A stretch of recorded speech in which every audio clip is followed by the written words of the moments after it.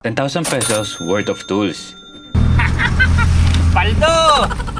Grabe, para akong bata na binibili ng laruan ng inay.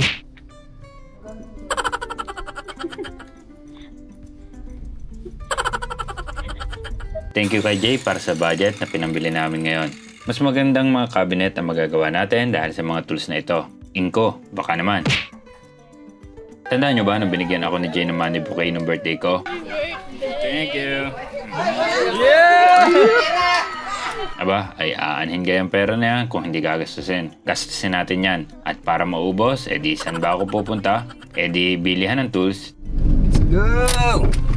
Excited na excited. Mainit na ang puwet. Nausap na. Let's go!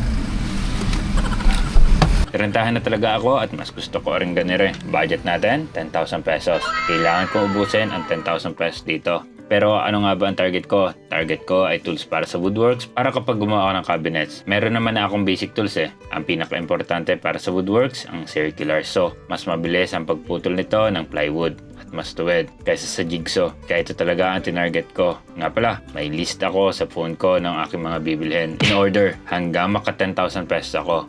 May ilan na akong tools na inko eh. Welding machine, mini drill, mga drill bits, pati nga ang aking pressure washer eh. Ngayon, dadagdagan natin ang ilan pa.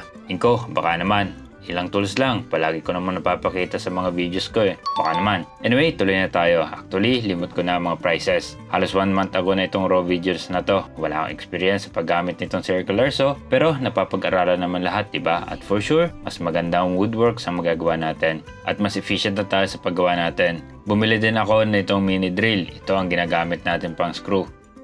Diba nabasahan ganito ko dati at nasira. Kaya yan, bili tayo ng bago. Next ko na binili ang sander para hindi na mahirap magliha, di ba? Mas mabilis at mas maganda pagliliha natin pag may ganito. At mga ibang bagay at tools na minsan hinihiram ko sa kapitbahay kagaya ng cutter ng yero, crowbar, mas magandang level bar, multitester para sa electricals. Nagtatester na siya. Paintbrush, kumuha din si Jay. Pares ng liabe tubo para kapag nagpa-plumbing tayo.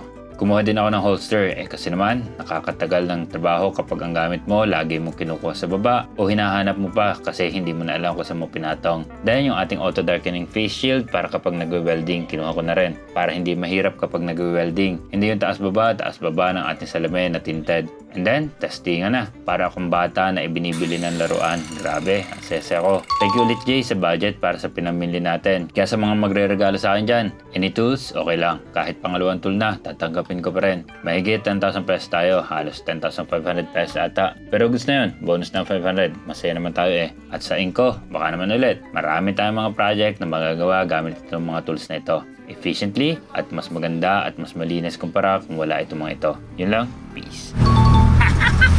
Paldo! Yeah. Thank you.